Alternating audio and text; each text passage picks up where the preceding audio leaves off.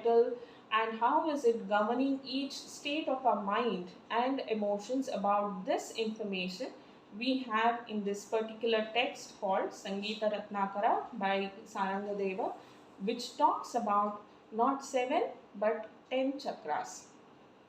Okay. Then we have 9 chakra system. The 9 chakra systems comes from Natha cult, and this acts as a major factors in the subtle energy system of human being, which rules our power centers. Though there are a lot of minor chakras throughout the gross and the subtle bodies, this operates in arousing the subtle energy of our system. Then we have 8 chakra system. Now you are looking how each school is picking out a certain chakras. If at all we want to know and reason it out, why are they specified with this only this number and naming it in this way? For that we definitely need to read their text, their purpose and the kind of practices that is associated with it. Among all the chakras, if we explore, the 7 chakra method seems to be the most feasible, the most understandable, approachable method.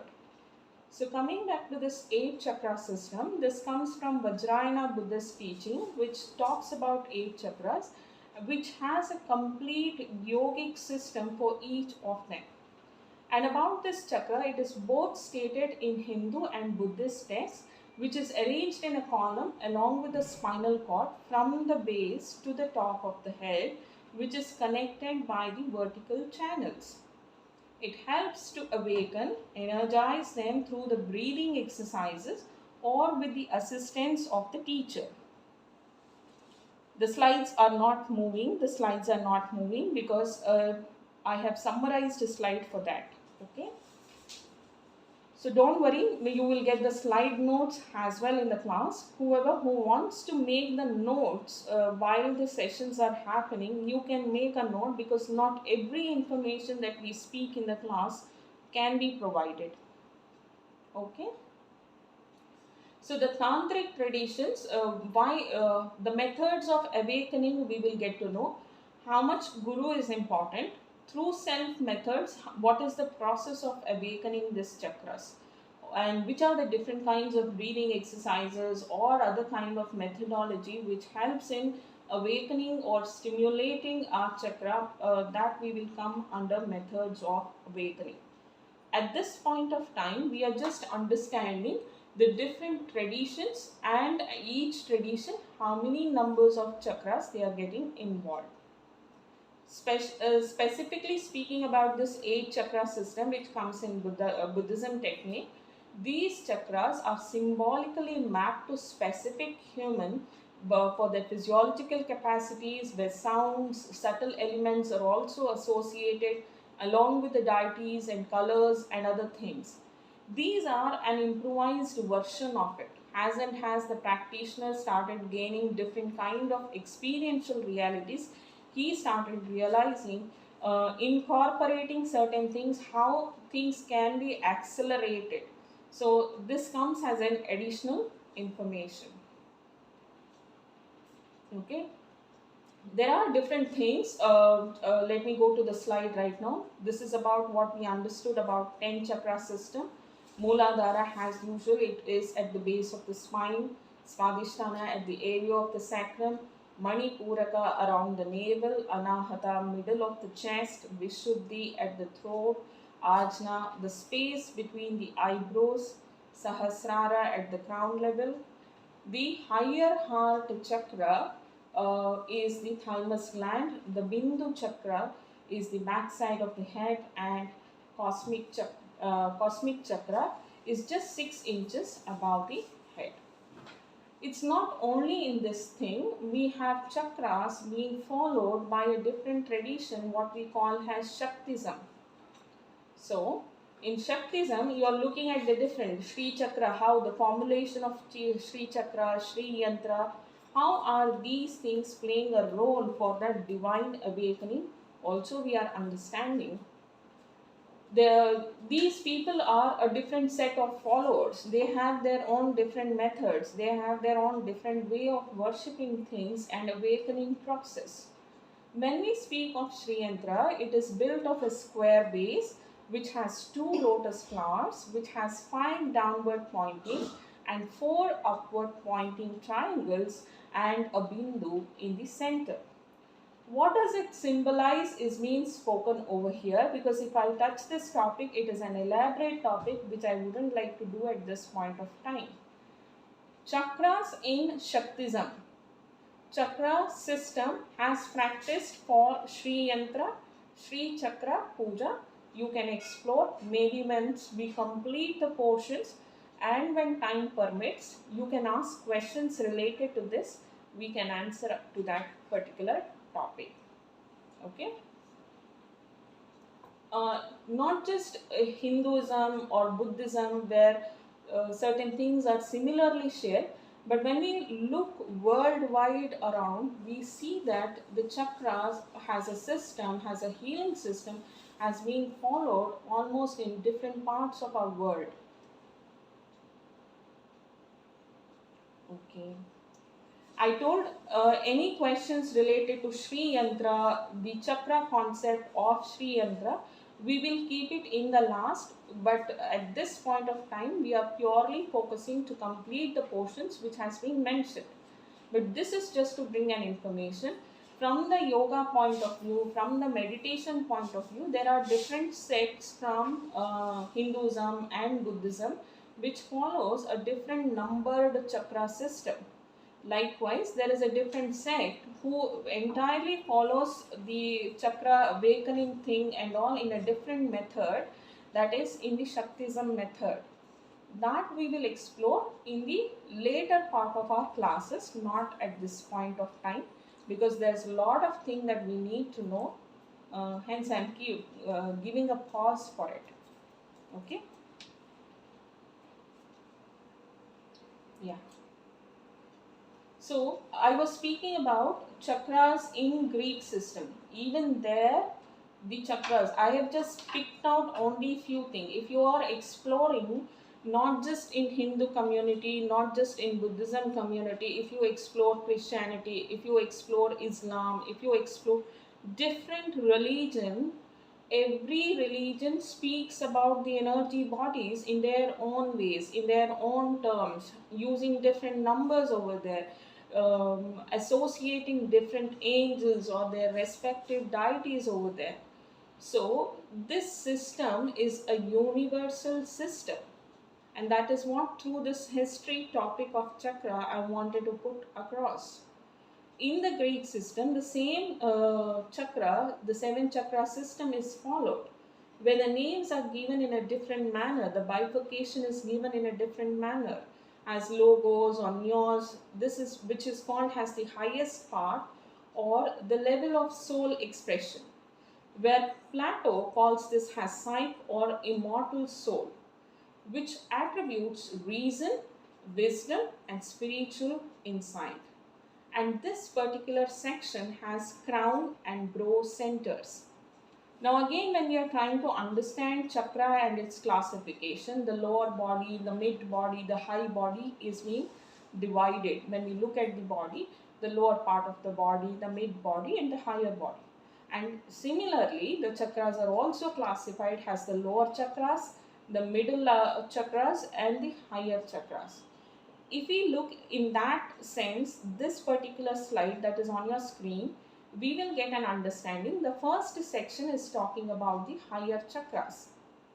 And here, crown and the Ajna chakras are associated, which attributes for the qualities like reason, wisdom and spiritual insight. As I am referring this, you can always make a note of it. For an extended study, you will have important points it's more like I'm giving you a track of what all things that we could refer as the subject is moving further. Then comes thymus. Thymus is the middle part of the body. It's connected to the middle level of our soul expression. where Plato calls this as the mortal soul. And the attributes that he associates to this particular section is passion, fight, and drive. So here the chakras that is associated is throat, heart, and the gastric centers. So this is the midsection of the body, which is referred as thymus in Greek. Next comes epithemia. This is the level of desire and instinct, and it is the lowest level of our soul expression.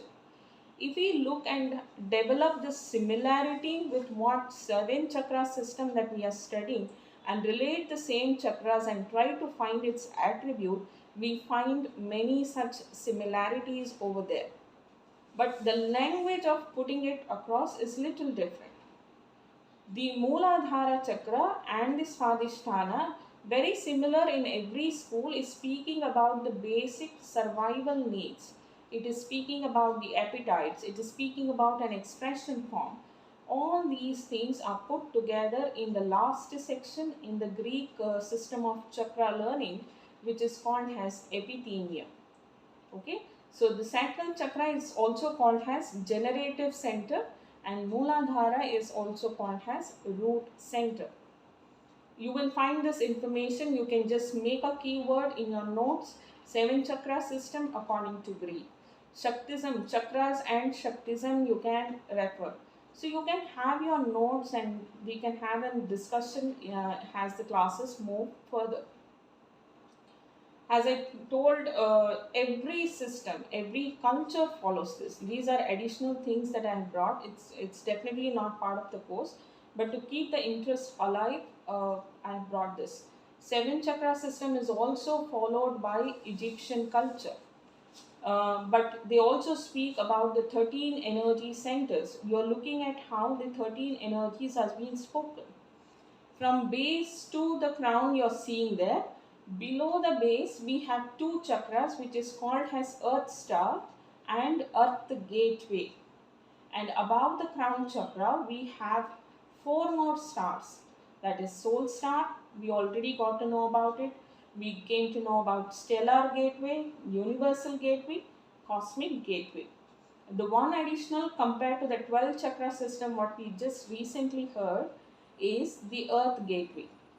So in the Egyptian culture, a 13 chakra system is also understood, 7 chakra system is understood. These are the different things that we can get to know how worldwide this chakra concept is so popular.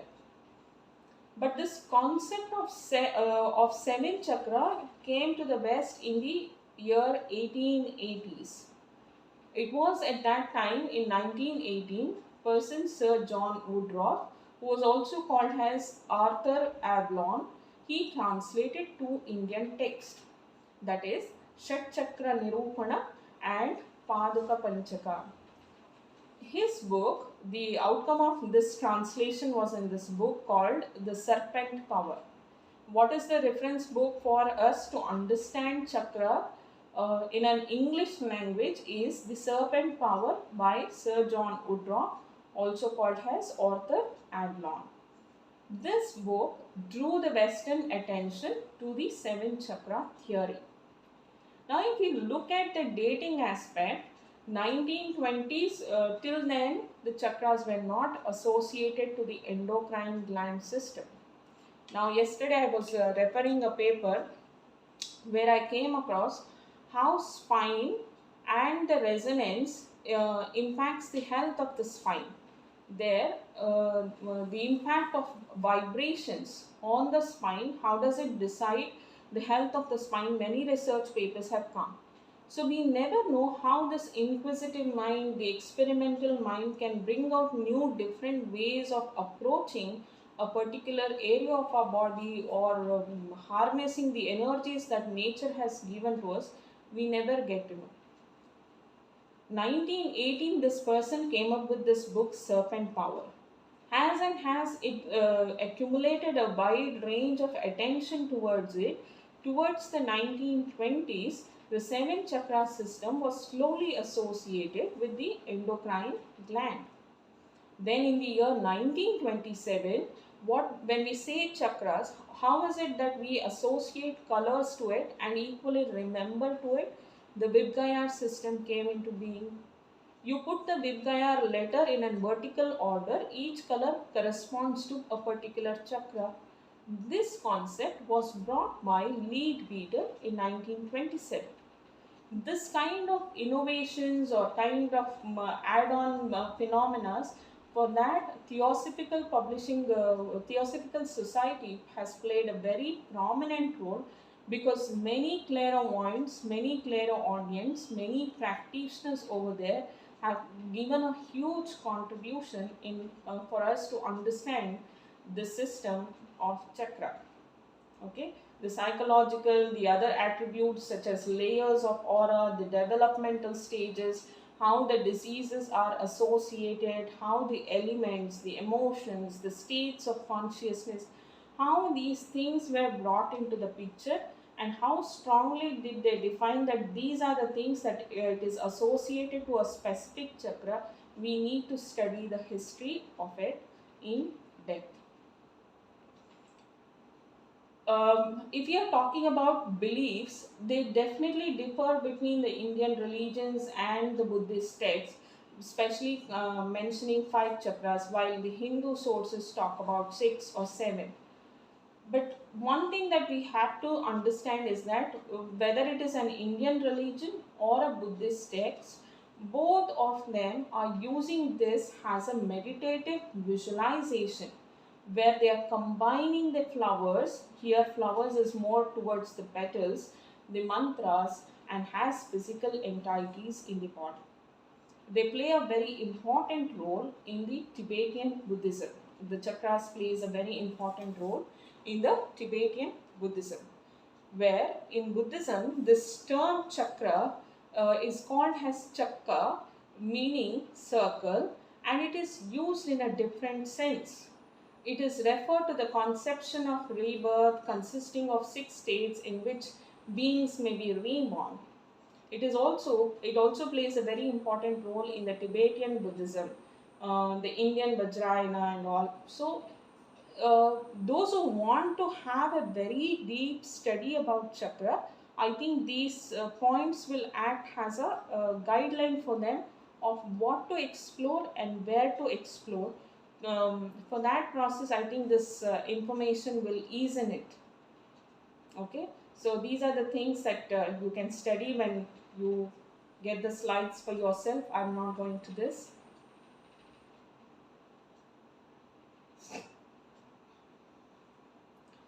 This slide, I have made it as a reference table, from where all can we find the information, the history behind the chakras. From Vedas means which Vedas talk about it in elaborate, which are those points and all. I have tried to mention here as much as possible. But it's not just only this, there are many more things. This is just a brief example of the references that we can get from our ancient wisdom base. From Vedas, we can find it in Rig Veda, Krishna Yajurveda, and Upanishads. If we are speaking of, we have Brahma Upanishads, we have Yoga Tattva, which refers to 6 chakras, 5 elements, Bija Mantras, Yoga Kundalini, which also talks about 6 chakra system, which also talks about the practice of Kundalini arousing, Yoga Shandilya Upanishad, Yoga Shika Upanishad, Yoga Chudamani Upanishad, and Sri Jabala Darshana Upanishad, Hamsa Upanishad, Dhyana Bindu.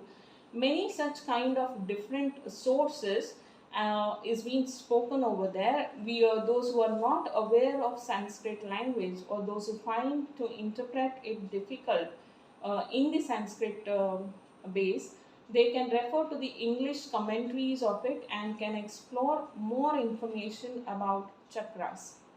When we speak of Puranas, we are also having a lot of references how Lalita Sahasranama or Skanda Purana, chakras from Nadi Chakra Nirupana, Srimad Bhagavatam, Padma Purana, Devi Bhagavata Purana, everywhere this chakra is being spoken. That's one of the reasons this topic itself is such an elaborate topic, which probably in the end of the session I would like to give, because I promise that I'll be purely talking from the health viewpoint. So keeping myself uh, to that thing, I'm not taking this chakras from Shaktism. If you want a reference from chakras in Tibetan Buddhism, we have to study Vajrayana theory, Tantric Shakta theory, and Shat Chakra Nirupana, which talks about the principles of Kundalini Yoga. I'll stop with this history part. When we look at yoga texts, we have Hatha Yoga Pradipika, Shiva Samhita, Goraksha Samhita, Geranda Samhita, Vijnana Bhairava Tantra, which talks about 12 energy centers. And those who are familiar with this Theosophy Society books, they can also understand chakras, which gives an explanation from the Western viewpoint. We have Sri Chakra Sadhana, which speaks of guardian principles. So these are the different background that one, if they are deeply interested about chakra, they can refer to it. I've also put the different images of chakra, and not just that, Kundalini Yoga, if they want to study, this is one reference from Sri Swami Shivananda. And this is the summary of the history, the lineage of chakra, the history of chakras in 600 AD, 10th century, and 1577, how the lineage of the chakra philosophy came into being, and currently how is it gaining popularity, which school method is gaining popularity, how many numbers of chakra is gaining popularity. About that this slide is speaking. And methods of awakening, we will take it tomorrow, but before that, these are the different authentic sources that you can refer for chakras. Okay, so I stop at this point, and I leave it for your questions. You can keep looking at this slide. These are the different books that you can refer. These are the different facts about chakras. We will go into it, and methods of awakening, and the common characteristics among the different majority of the traditions one can find, and the reason why we have stuck to 7 chakra method we will understand in tomorrow's session. Okay, so these are Yoga Tattva Upanishad. You have books, you have Yoga Kundalini Upanishad book, you have Yoga Shika Upanishad, Jabala Darshana Upanishad, Sri Chakra, Shat Chakra Nirupana, Serpent Power, you have Arish Johari's book, you have. And not just that, many PhD works have been done on the chakra system. Julie, her Wheels of Light book also you can refer. The recent ones, I think I've already put it here. Anodia Judith, Wheels of Life is her book. She has done a PhD also on this. You can refer that. So, these are the author. He is Sir John Woodroffe. He is Lead Beater, who brought about this endocrine system, the emotions, the Vidgaya. He is Harish Johari, and she is the lady whose book is quite popular now, The Wheel of Life, Anodia Judith. If I have pronounced her name wrong, you can see her image. There's a name being over here. Okay. Yes. There was a request that if I could close the session at least 15 minutes before for question and answer session. I'm just trying to do that. This is the slide, why this course for yourself. You opting this 10-day session, what is it that as a learner you can get it? At a personal benefit, if you are speaking, there will be a transformation because you're getting enlightened with so much kind of knowledge and information. This will definitely make a personal change in every person. It could be regarding the lifestyle, it could be the habits, it could be the emotion level. At a very personal front, there will be a transformation that could take place. Our mind undergoes change. Many good qualities, higher qualities can be embraced. And at a very professional front, it can be used for the studio learning, teaching training program, and enhancing your meditative or relaxation instructions, creating workshops on it, or even in your healing therapies. If at all you are a healer with other techniques like Reiki or pranic healing, you can use this benefit of this course. So in that regard, I would like to stop, and if you have any questions, you can please ask me at this point.